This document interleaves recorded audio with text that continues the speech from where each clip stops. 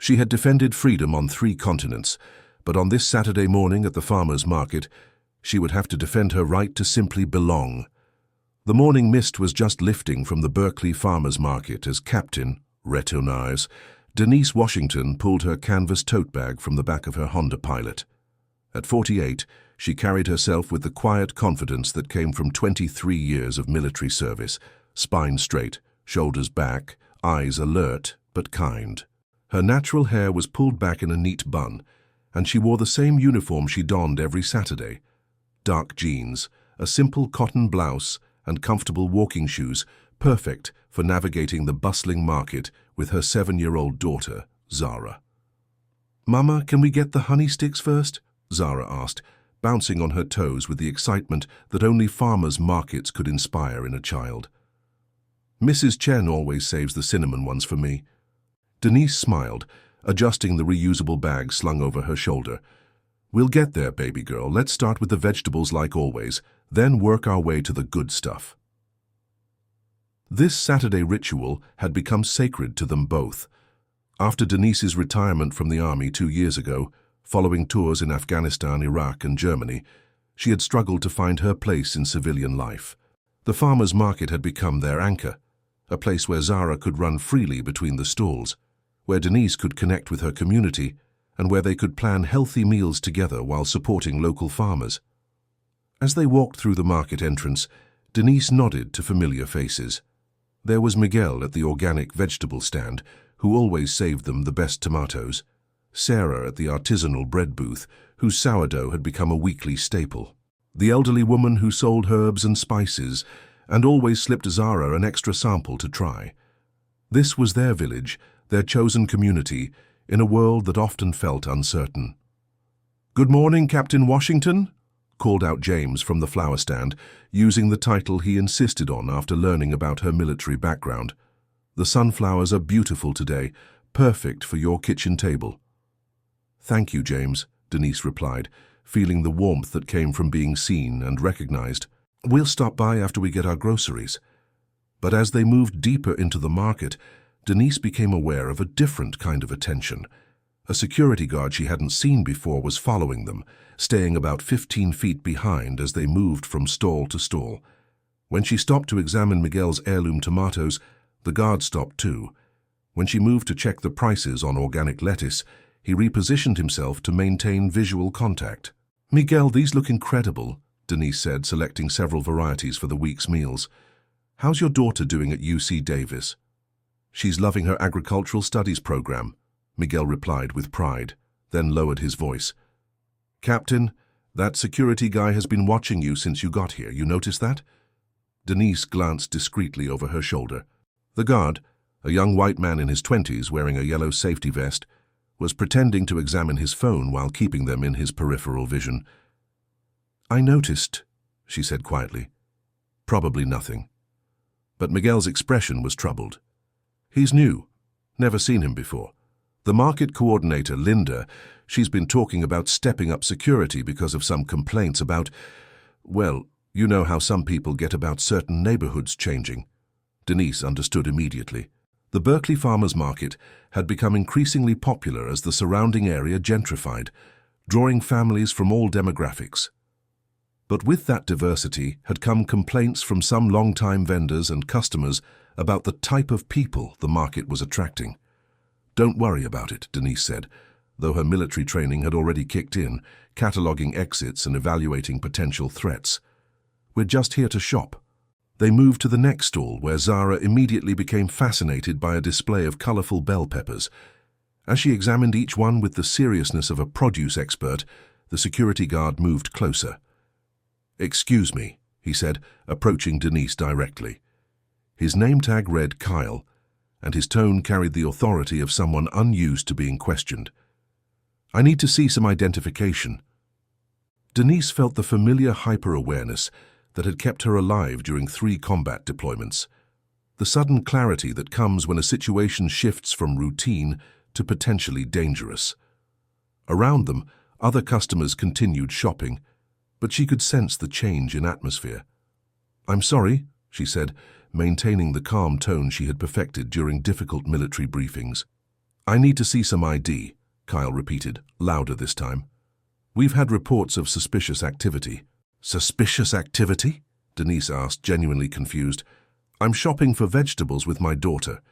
Ma'am, don't make this harder than it needs to be. Just show me some identification. Zara looked up from the peppers, confusion written across her 7-year-old face. Mama, what's wrong? Nothing's wrong, sweetheart, Denise said, though every instinct she had developed as a military officer was telling her otherwise. Keep looking at those peppers. She turned back to Kyle. On what authority are you demanding identification? What suspicious activity are you referring to? You've been casing the vendors, asking personal questions, taking longer than normal at each stall, Kyle said, his voice rising slightly. Multiple people have expressed concerns. The accusation was so absurd that Denise almost laughed. Casing the vendors? These were people she had been building relationships with for 2 years, taking longer than normal. She was shopping with a 7-year-old who wanted to examine every piece of produce. Sir, she said, using the respectful tone she had employed with superior officers throughout her career, I think there's been a misunderstanding. I'm a regular customer here. These vendors know me. That's not what I've been told, Kyle replied. By now, their exchange had attracted attention. Miguel left his stall to stand nearby, his expression concerned. Other customers were slowing their browsing to watch the confrontation. Denise could feel the weight of their stares, the mixture of curiosity and judgment that she had experienced countless times throughout her life. Kyle, right? She said, reading his name tag again. I've been coming to this market every Saturday for 2 years. I'm a retired Army captain, a single mother, and a customer who spends about $100 here every week. What exactly about my behavior suggests suspicious activity? Kyle's jaw tightened. Ma'am, I'm going to need you to comply with security protocols or I'll have to call local police.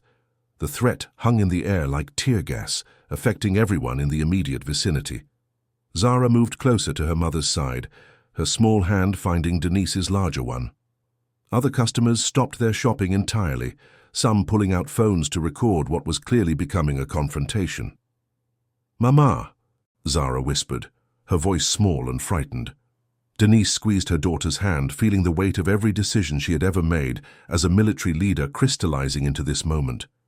She thought about the men and women she had commanded in combat zones, the split-second choices between escalation and de-escalation, the responsibility of representing something larger than herself. Kyle, she said, her voice carrying the quiet authority that had once commanded respect from soldiers under her command, I want you to think very carefully about what's happening here. You've approached a customer who was shopping peacefully with her child. You've demanded identification without probable cause. You've made threats about calling police based on no observable illegal activity. She paused, looking around at the growing crowd of onlookers. More importantly, you've done this in front of a 7-year-old girl who is now learning that some people will question her right to exist in public spaces based on nothing more than the color of her skin. Kyle shifted uncomfortably, but maintained his aggressive stance. Ma'am, you need to show ID or leave the premises. Actually, said a voice from behind them, she doesn't.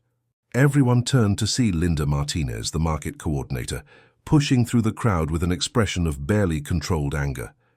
In her 60s, Linda had been organizing the Berkeley Farmers Market for 15 years and took pride in its reputation as a welcoming community space.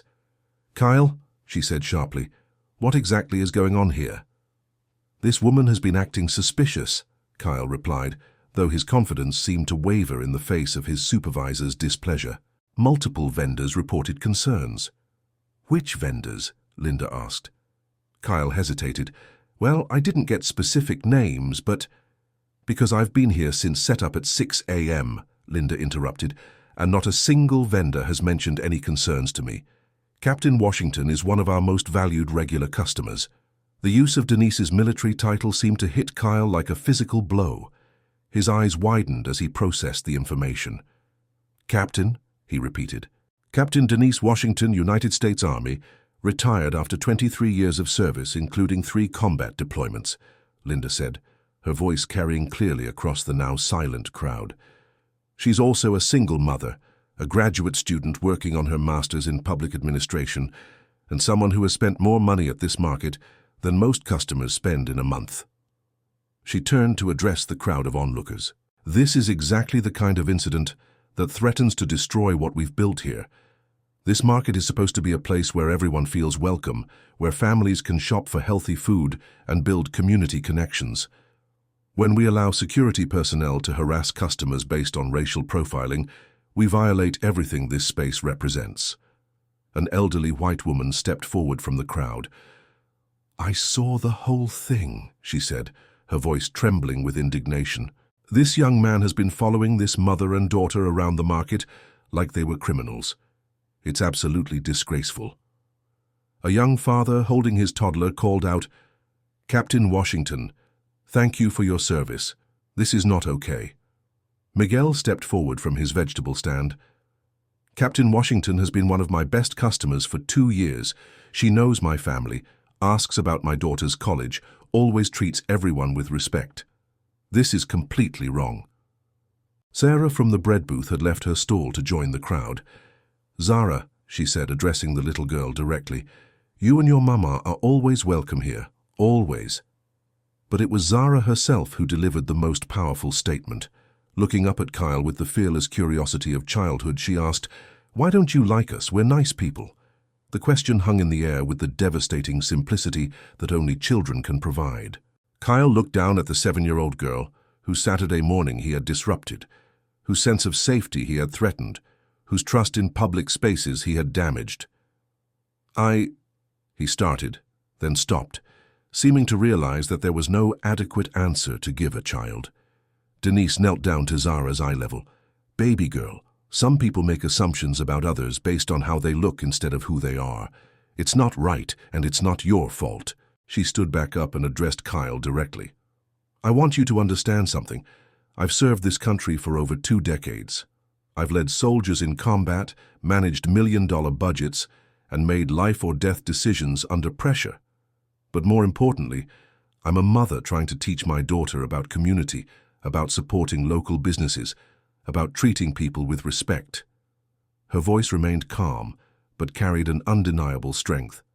"What happened here today doesn't just affect me.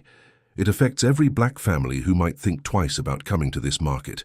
It affects every parent who has to explain to their child why someone treated them differently. It affects the fabric of the community you're supposed to be protecting." Linda stepped forward again. "Kyle, you're dismissed. Gather your things and leave the premises immediately. We'll discuss your employment status on Monday." As Kyle walked away, his shoulders slumped in defeat. The crowd began to disperse. But many customers approached Denise directly to offer support, share their own experiences with discrimination, and express gratitude for how she had handled the situation. Mrs. Chen from the honey stand, an elderly Taiwanese immigrant, took Denise's hands in hers. "I came to this country 50 years ago," she said, her accented English filled with emotion. "I know what it feels like to be treated like you don't belong. Thank you for standing up with dignity." A young black father with twin boys in a stroller shook his head sadly. "I'm sorry you had to go through this, Captain, but I'm glad my boys got to see how you handled it. They need to see examples of strength like yours." As they finally completed their shopping, with vendors insisting on giving them extra items, refusing payment, and apologizing repeatedly, Zara tugged on her mother's sleeve. "Mama, are you sad?" she asked. Denise considered the question as they walked toward James's flower stand to buy the sunflowers that had started their morning on such a hopeful note. "I'm disappointed, baby girl, but I'm not sad." "Do you know why?" Zara shook her head. "Because I got to see how many good people there are in our community. I got to see vendors and customers stand up for what's right, and I got to show you that when someone treats us unfairly, we can respond with dignity and strength." James at the flower stand overheard their conversation. "Captain Washington," he said, selecting the most beautiful sunflower bouquet, "these are on the house today, and I want you to know, you and Zara will always be welcome here.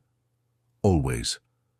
As they walked back to their car, arms full of groceries and flowers, Zara looked up at her mother. "Mama, when I grow up, I want to be strong like you." "You already are strong, sweetheart," Denise replied. "Today, you showed courage, kindness, and grace. Those are the most important qualities anyone can have."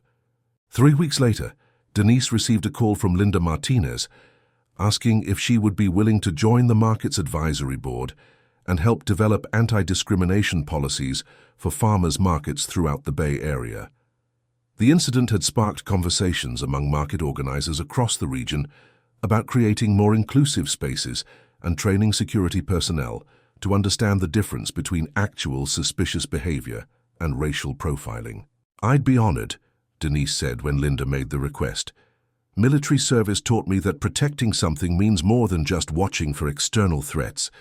It means nurturing what makes that thing worth protecting in the first place." The following Saturday, as Denise and Zara made their usual rounds through the market, they noticed subtle but important changes. New signs welcomed customers in multiple languages.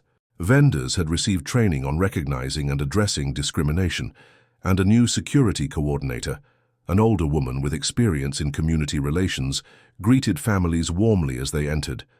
At Mrs. Chen's honey stand, Zara selected her usual cinnamon honey stick, but this time the elderly vendor handed her an extra one. "This one is for courage," Mrs. Chen said with a smile.